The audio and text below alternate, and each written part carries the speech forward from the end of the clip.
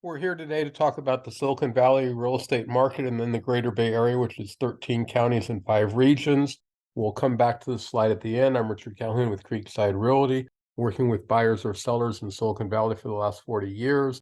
The slides that you see flashing on front of the screen are what we're going to be going over in the next 40 minutes.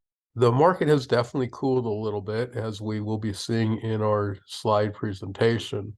This is very typical, which we will also see for this time of the year. The market's not collapsing or really impacted by the world events or the interest rates, other than we have a lack of inventory and a lack of volume, which gives us the heat market. This is a summary of what we're going over, and here's the first data slide for you. This shows you the number of active listings compared to the 10-year median. We're comparing the number of listings today compared to the number of listings of the same date over the past 10 years and comparing that to a ratio of the median. You can see in Santa Clara County, we basically have around 70% of the inventory you'd expect in most areas. Milpitas, North Valley, Blossom Valley, and Santa Teresa is the lowest at only 45% of the inventory you'd expect. San Mateo County, for the most part, is right around 100% of what you'd expect. And in Alameda County, I only have county-wide data, and it's 72% of what you'd expect. Santa Clara County and Alameda County in this regard are very similar.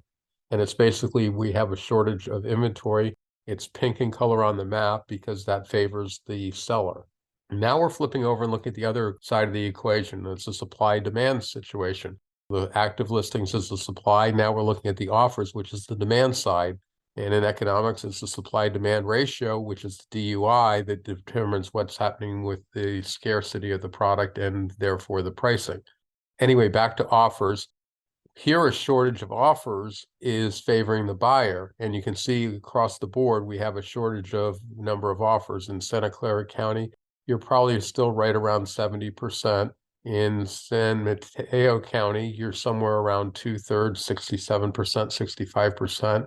There are a major exception on the coast. They're only having 31%, so 1/3 the offers they would expect to have. If you go in Alameda County, it's at 42%, which is the same as their active inventory. This now is the DUI. That's the supply and demand ratio that I mentioned. It's how quick is the market turning. It's the ratio between the supply and the demand, the active listings, and the offers. You can see in Santa Clara County, for the most part, we're right around 100%, just a little bit shy. You know, if you want to call it 90%, that's probably a little bit more accurate. If you go up into San Mateo County, you're basically somewhere between 150 and 300% of the speed. And that means you're slower. You're 1/3 the speed of a typical marketplace. Now, it doesn't correlate to days on market or anything, but it basically tells you it's slower. And Alameda County, county-wide only data, is right at 101%. Now we're looking at just the raw days on sold inventory. This is how quickly would it take to sell the existing inventory at the existing rate of sales with no new listings. So theoretical measure of the speed of the marketplace. And you can see in Santa Clara County, you got some areas at 45 days, basically. You have some areas around 20 days. There's quite a bit of range, but the lower the number, the faster the marketplace is. And you can see that below 42 days, typically I say below 40, but if you want to talk weeks, below 6 weeks, you're a red hot seller marketplace. Above 11 weeks, 78 days, or what I normally refer to as 80 days, and above is an ice cold buyer's marketplace. You can see there in San Mateo County, the coast and the expensive areas is a very slow marketplace, with the expensive areas almost at 200 days and the coast being at 150 days. There is quite a bit of variation within each one of the counties, which is why I come up with the micro market areas. You know, if you were looking in Redwood City, and that's going to be down here by itself at 53 days, and comparing that to the expensive areas in Menlo Park, it's going to be a completely different market, even though you're within the same county. And then in Alameda County, I do now, because I'm only looking at current data, I do have the micro market areas there. And you can see their fastest areas in Fremont at 21 days, and their slowest area is actually in Oakland at 71 days. And that will stand out in a little bit as being odd that Oakland has so many days of unsold inventory, because that would normally favor the buyer. Now, for those that want just simplicity, we're getting there. We're talking about how long does it take the typical long seller to sell their property. And how do I define the typical long seller? It's a seller where only 25% of the sellers are taking longer to sell, and 75% of the sellers are taking less time. In Santa Clara County, basically in Cupertino, you can see that 75% of the sellers are selling in 9 days or less. In Campbell, it's 16 days or less. Most of Santa Clara County is 21 days or 3 weeks or less. The one exception is South County at 35 days. So it takes 5 weeks. But you jump up into San Mateo County and they're basically at 3 weeks or above, with the expensive areas being at 42 days. The coast, which we said was real low volume, is at 24 days. The market, those that do sell are selling quickly. Those that aren't selling are going to be taking a long time to get the days on sold inventory up there. And Alameda County might be tied or doing a little bit better, it looks like, in my quick look at it, than Santa Clara County. There's no 9 days, but you got 11 days in Pleasanton, you got 13 days, and most of the areas are below 18 days, so it's much quicker. And here you have Oakland at 33 days, but we're still coming up with a surprise on Oakland. Now what we're looking at is the ask price reductions, and these are the ask price reductions that the sellers take voluntarily before their offer comes in, and they do that to attract the offer. You know, these numbers are what I call a tight criteria. In other words, basically from 0.75% down to 0.25% reduction. So only a 0.5% range is what I call a balanced marketplace.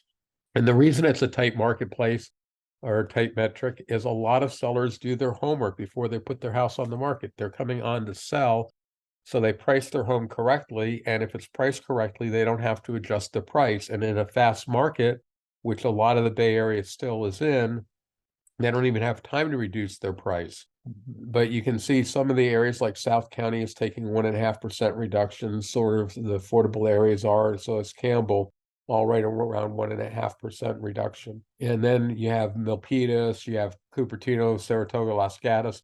They're all at about 0.5% of reduction. The key of this index is you do not have to wait for the escrow to close to measure this. You can find out what the sellers are doing to the market, and this number tends to increase as the market slows. And that's because the sellers, when they're doing their market analysis, they see the fast-paced market and everything, and they may be a little aggressive on the high side of where they want their ask price to be. And then they hit the marketplace in a period of time when the market's been slowing, and in the couple of weeks it takes them to get ready to go on the marketplace, the market has changed, and now they're overpriced, and so they have to actually reduce their property value in order to attract the offer. And that's why this is sort of a very leading indicator. This is the frequency of price reductions. So how common are price reductions? And you can see in South County, 25% of the sellers are taking a price reduction. That's pretty high. You can see that in East San Jose and Central San Jose, it's 20%, along with Campbell and Santa Clara at about 20%. You jump down to Cupertino, and it's sitting there at 6%. So only 6% of the sellers are taking a price reduction. And you get up into the expensive areas of Los Altos and Palo Alto, and it's only 11%. So it's pretty small. You jump up into Atherton, which had a high number of days on the market, and there are 30% of the sellers are taking price reductions. Or you go over to the coast, and 25% of the sellers are doing a price reduction. But then you also have areas in San Mateo County like Foster City, although it's a small micro market area, as you can see by the red here.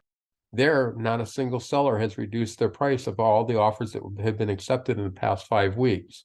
Alameda County is pretty aggressive, with most of the areas at 15s or below, a couple of them in single digits, and some of the fastest areas beating out Cupertino and Sunnyvale.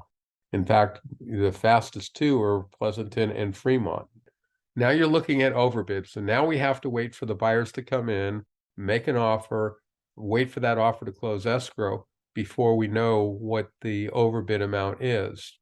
And you can see that in Santa Clara County, you're basically right around 5% overbid. And this includes those that do get below asking price offers accepted, which does happen. And it also doesn't matter how much it's over, just simply whether it's over. Someone simply rounds the number up by $50 or a couple $1,000, that counts as an overbid. as well as those to go up by 50%, which does happen, not very often, but does happen. You can see that in the expensive areas in San Mateo County with the minus sign, they're actually taking a 1% reduction.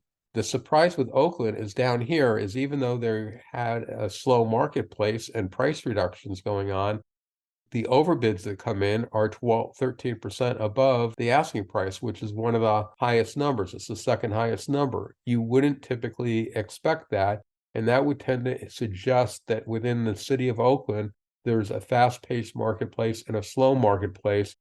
And the fast-paced marketplace is what accounts for the 12% of the overbidding, and the slower marketplace is why the other numbers were so high. Here's the frequency of overbidding.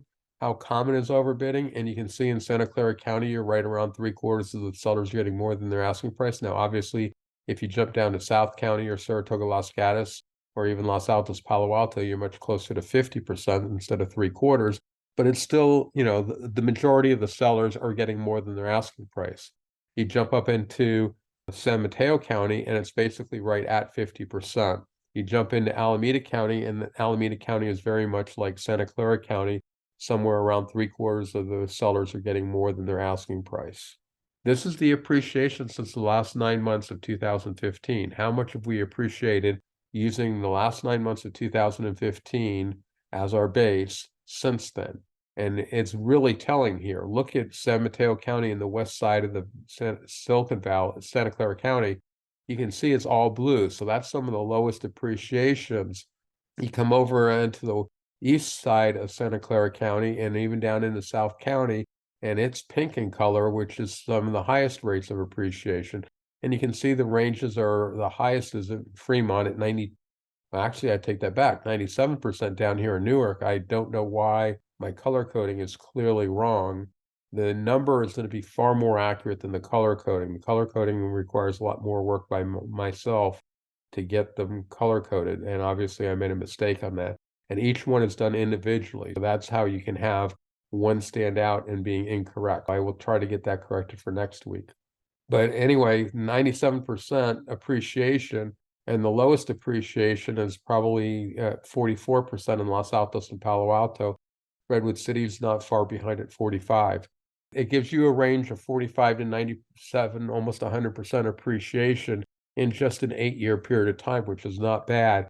But you can clearly see on the map, the job center areas up here on the west side of the peninsula are definitely doing worse than the southern eastern portion of the Silicon Valley. And that's the direction that jobs go and affordability and everything else.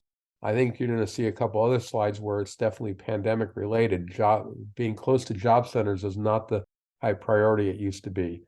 Here, instead of just following the median price, which is the middle number, as most folks do that follow the real estate market, I've added in the 10 percentile and the 90 percentile. Now you have a range of the price. So let's just jump down here to Campbell. So the lowest 10% for a single family home would be about 1.4 million.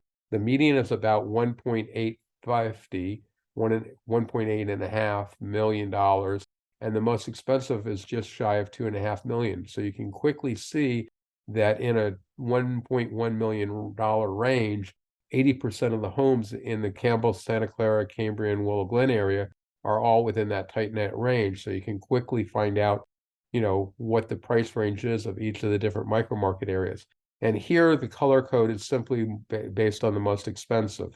The most expensive is Atherton, Menlo Park, Woodside, Portola Valley, followed by Los Altos, Palo Alto, followed by Saratoga, Los Gatos, and on down to Cupertino, Sunnyvale. And then you jump probably down to Foster cities, and then the Bay cities, and then Redwood City, and just keep on going down the pecking order. Looks like Campbell is next. The white color is the median, and the blue color is below average. So you go from red being above average and white being basically the typical, and blue being less than the typical. Here's a summary of what we went over, and the advantage of this slide, it's all in one slide. You can start here with your different micro market area and look at the condition you're going to be facing. Or you can start over here with your payments, which are added in, which are just a rough approximation. Assumes an 80% loan, assumes that you're paying a 30-year fixed on the Federal Reserve average for the nation. There can be a lot of fluctuations, and you got your price range. So you can either pick your affordability side on the right, or the desired side on the left, and then see what kind of market conditions. What I really wanted to point out was look at the offers. They're just way down below where you'd expect them to be. And that's where the story has been for quite a while, is just this lack of volume. Here we're now looking at Silicon Valley as if all the micro markets, all 20 micro market areas were put in a blender and blended together, and we were just looking at the 3 counties as a whole. You're starting down here with inventory, it's at 77% of where you'd expect it to be. Number of offers accepted is at 74%. That gives you a DUI of 101% of where you'd expect it to be. These are comparing the actual individual numbers to the 10-year median. And I'm thinking about going to an 11-year median to get rid of the averaging to help me do some logic checks. So I will have 11 years of data in this new format next year, and that's probably what I'll do. So these will probably become 11-year averages.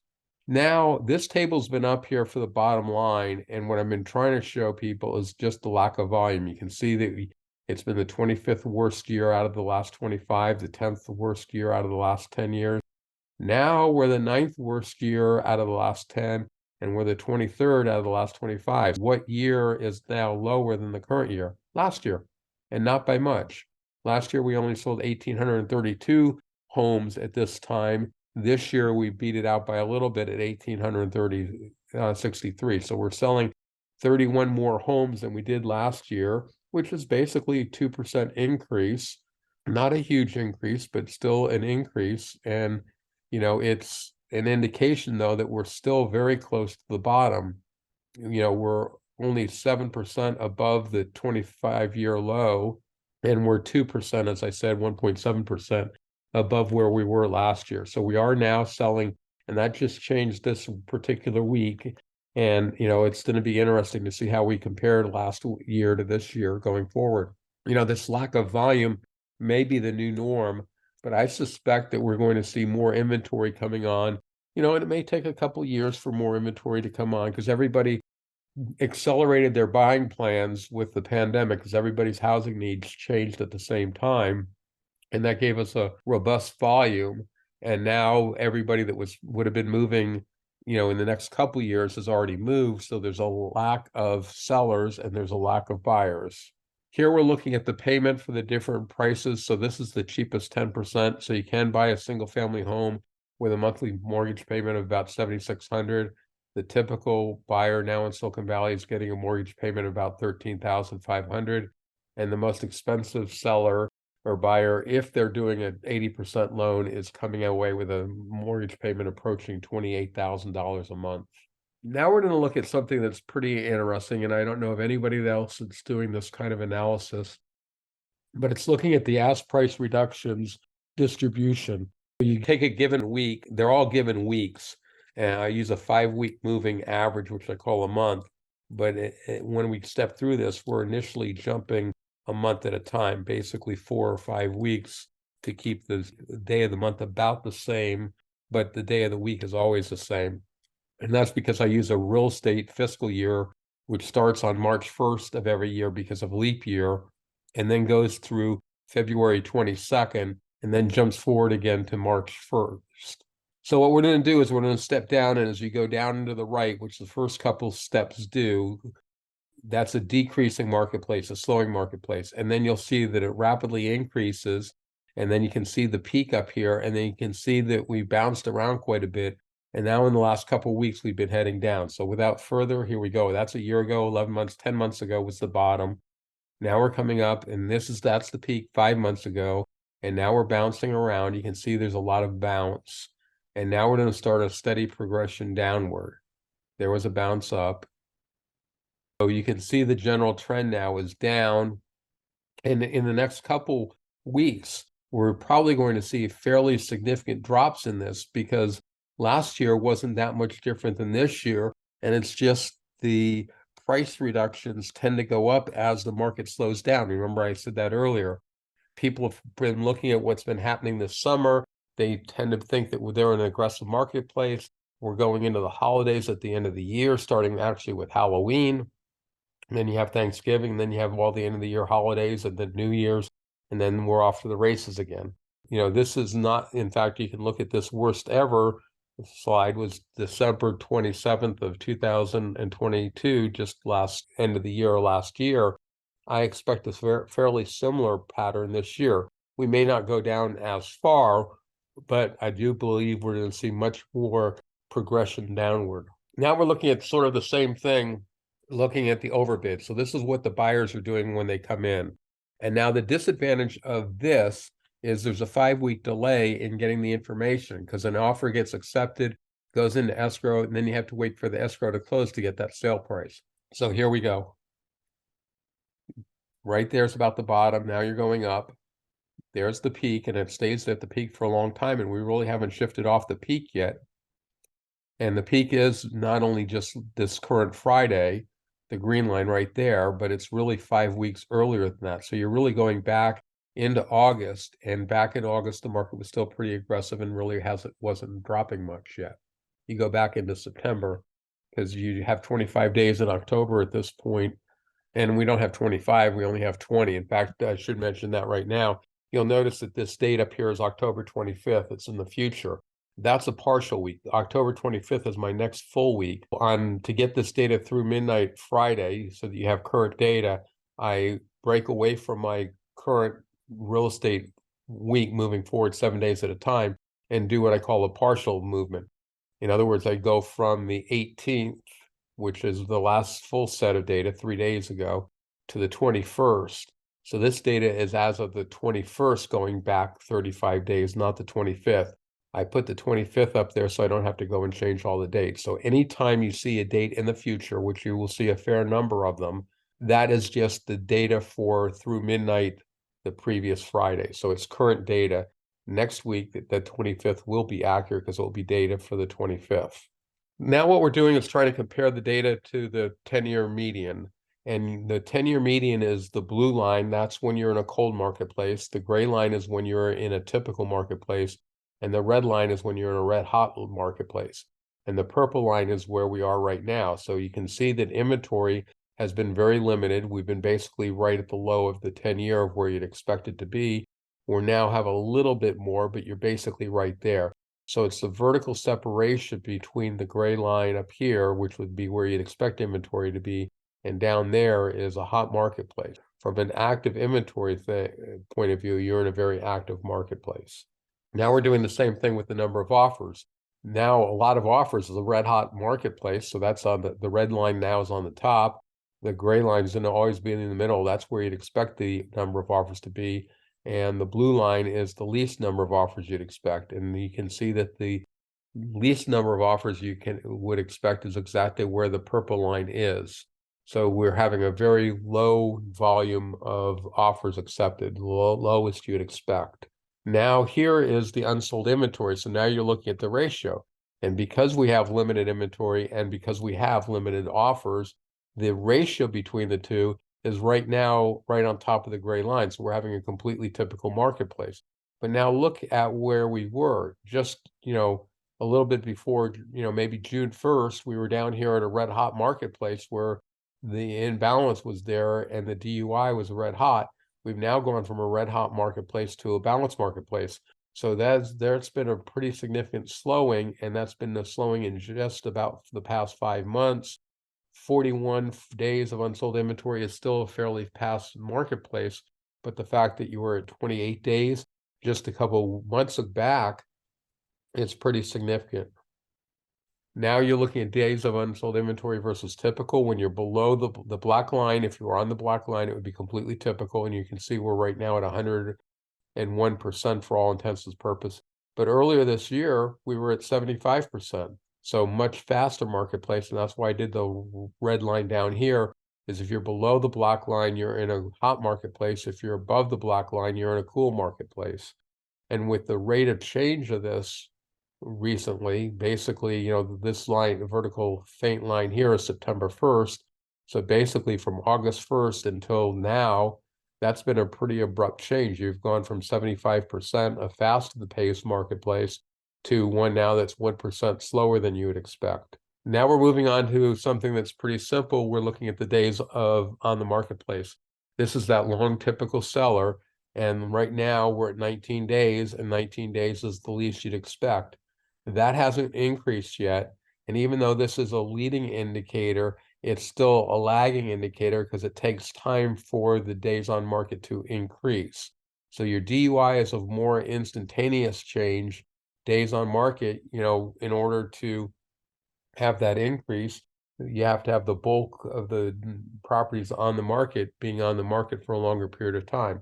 As long as DUI stays higher, I would expect this time on the marketplace to start pulling away from the hot curve and going towards the gray curve, just like the DUI did, but there is going to be a lag time on that.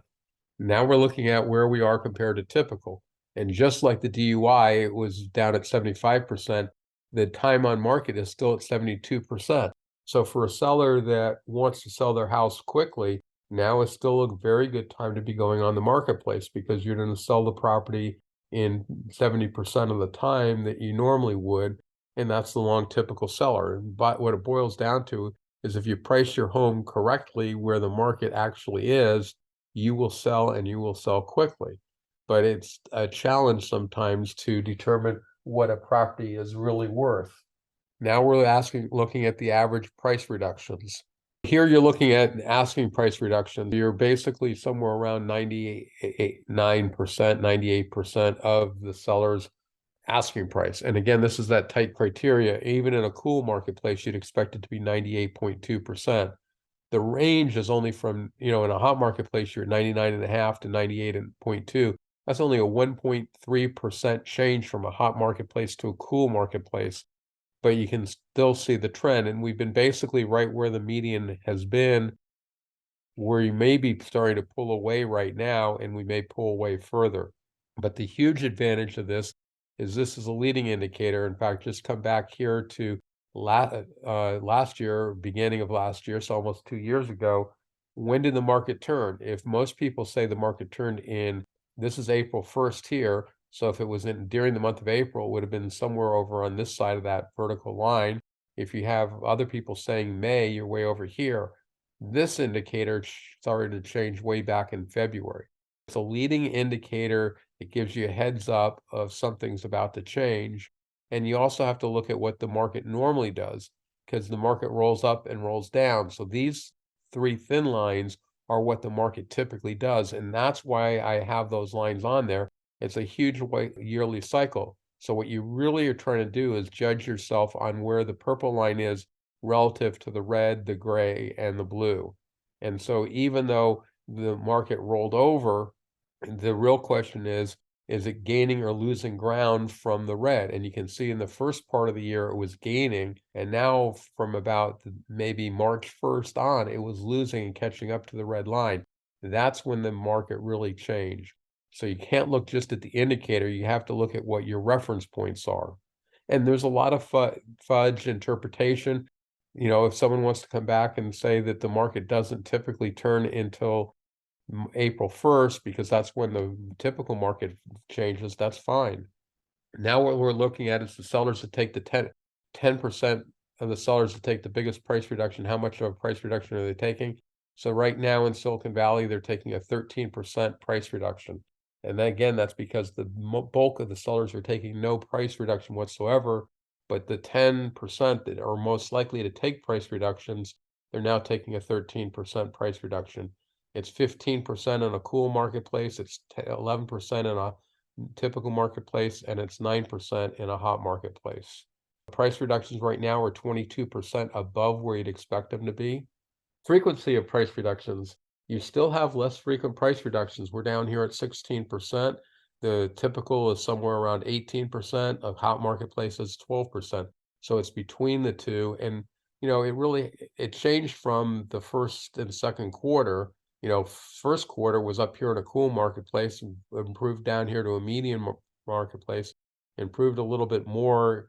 And that would have been about the month of August. And now it's sort of staying in that range in between. Again, it's the vertical separation between the three thin colored lines that you should be looking at. And you can see you're at 86% of where you're typically at. This is looking at the average overbid. So now we're flipping over and looking at what the buyers are doing, but we also have to wait for 5 weeks for those escrows to close. So right now, the buyers are paying 6% above asking price. Typical, they're at 5%. In a hot marketplace, they're at 8% above the asking price.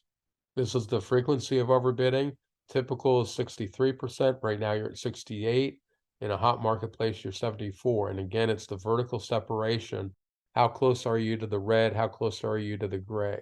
Here's your median price. That's interesting here to look at how you do relative to the long-term appreciation. You can see early in 2022, we were way above where you'd expect it to be. At the end of 2023, or 2022, at the beginning of 2023, you were way below. And right now, you're basically right at the line, and the median sale price for Silicon Valley is 1.585. Now we're looking at the three counties individually. We have Santa Clara County here in the blue, Alameda County in the gray, and San Mateo County in the orange. So this is the number of active listings. You can see Santa Clara County is down. Alameda County is really starting to grow up in their inventory, and that's been a fairly recent separation. Here's the number of offers accepted. Alameda County and Santa Clara County have the same number. San Mateo County is a smaller county, so its number is always lower. You can sort of eyeball where those counties typically are. Here's the days on sold inventory. So here you don't have to worry about ratio of the size or anything. The fastest county is Santa Clara County at 32 days. Everything would sell in 32 days. Alameda County is next at 44 days, and San Mateo County is the slowest at 54. And if you come back and look at before pandemic, you can see San Mateo County was clearly the fastest repetitively. So that's a change with the pandemic. Here's your marketing time. Silicon Valley is the fastest at 19 days. Alameda County is pretty close at 20, and San Mateo County is in third at 25. This is the magnitude of price reductions the sellers do. You can see in San Mateo County, they're doing the most price reductions to entice the offer. Alameda County is next, and Santa Clara County is doing the least price reductions. This is the frequency of price reductions. San Mateo County is most. This is sort of interesting. Santa Clara County is second most, so its price reductions are more frequent, but the average is less. So that means Alameda County, fewer sellers are taking price reductions, but the price reductions that they are taking are much bigger. This is the magnitude of overbidding. In Alameda County, the overbidding is 9%, which is a little unusual given that they're a slower marketplace and it's an affordability issue typically on why people are going to Alameda County versus Santa Clara County, but yet the magnitude of overbidding is 9%, where Santa Clara County it's only 5%, and San Mateo County is in last place at 3%, which does make a little sense there because they are the slowest marketplace, and you normally expect a better correlation. Here's the frequency of overbidding, and overbidding is more common in Alameda County, and then it's next most common in Santa Clara County, and least common, but still 2/3 of the offers that come in are coming in over asking price. Here's your appreciation. San Mateo County has had the least amount of appreciation since 2015. Alameda County is in second place at 67% appreciation, and Clara County has the most appreciation at almost 93%. Here's your sold price, and look how close together San Mateo and Santa Clara County are. Both basically call it 1860 and call it an even tie, one being 10,000 lower, one being 10,000 above. And Alameda County is still more affordable at $1,250,000. This is the same information on regular paper. The previous was log paper. Here's your estimated payments, and Santa Clara and San Mateo County are only $200 apart, and that's because their price ranges are so close together. Here's the actual raw number for those that want to come back and look at it, whatever their favorite metric is. And I'm sorry, I did not grab the number of new listings this past week. That was simply an oversight. Now we're flipping out and going out to the Greater Bay Area. We're bringing in 5 regions. Here's the data. Here you can see that you have a huge decrease in Central Valley, the yellow line. You went up here from a number somewhere around 4,500, and North Bay is roughly the same number. North Bay now has 2,400 listings, and the Central Valley has some number around 1,500. So Central Valley only has 1/3 the inventory you'd expect. Yes, Silicon Valley is down, but not down nearly as much as the Central Valley. And San Mateo County really is not impacted that much at all. Central Coast is down a little bit. Number of offers, not as drastic reductions, but again, the Central Valley probably has the most reductions because all three are the same, and now Central Valley has the fewest offers, and it's probably just the lack of inventory. Days of unsold inventory, the fastest is Silicon Valley, the slowest is the Central Coast. Look at this huge perturbation that San Francisco did. I am going to go back and recalculate it. There's a small chance that there was a data error, but you can see that because the spike is not being noticed by any other county, but I don't know why my data would pick out the cities, which would be San Francisco and Marin County. The only reason I'm concerned is I did have a little bizarre thing last night that happened with the my macros. I was able to catch it and correct it. So I'm going to go back and take a second look at San Francisco and Marin. Now you're looking at the time on the marketplace. Silicon Valley is the quickest 19 days. The slowest is the North Bay at 41, Central Coast at 40, the San Francisco at 31, and the Central Valley at 27. So Silicon Valley is definitely the fastest by quite a bit. Ask price reductions. Here, the Central Valley is doing the least amount of price reductions. Silicon Valley is next. Then you have North Bay, then you have San Francisco and Marin, and the Central Coast is doing the most. And the reason you should be looking at these 5 regions is we've had some market collapses that started collapsing out there in the Central Valley and Sacramento and coming back in on the Bay Area. So it's interesting to see when they are moving together in lock, stock, and barrel. This is the frequency of the seller's ask price reduction. So here we are, Silicon Valley has the least at 15%, cities at 20%. Everybody else is grouped right around 27%. This is the magnitude of overbidding. Silicon Valley and the cities are very close together, or exactly at 106.2%. North Bay is next, only at 101.6, so a big difference. Central Valley is only 0.5% up, so even though they have very limited inventory, the overbidding there is just not as much, and it's potentially economically driven. And then the Central Coast is actually having 0.5% price reduction. Here's the frequency of overbidding. You can see the range. Silicon Valley has the most overbidding. Central Coast has the least. Here's the appreciation. Look how little appreciation San Francisco and Marin has had at 44%. Central Valley's had the most. Silicon Valley's had the second most. Here's the monthly mortgage payments for the different regions. The San Francisco Marin is the most expensive, followed by Silicon Valley. Then you have the Central Coast. Then you have the North Bay, and then Central Valley is $550,000. Those are the median prices in the 5 different regions. Here's the monthly payments that correspond to those same 5 regions. And with that, we are done. The green is what I call my root URL.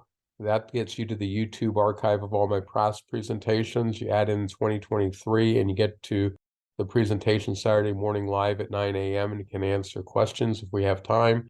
You add in the letter H, the year 2023, the month 10, and the day 21. You get the handout of the presentation. It's about 57 pages of PowerPoint on a PDF format.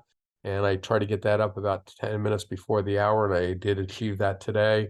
And then if you want any specific episode, again, I'm Richard Calhoun, Creekside Realty, real estate broker here in Silicon Valley for the last 40 years, working with buyers or sellers, not both on the same transaction. And with that, I'm open for any questions, not seeing anyone unmuting their mics. Have a great week, everybody. Take care. Bye for now. See you next week.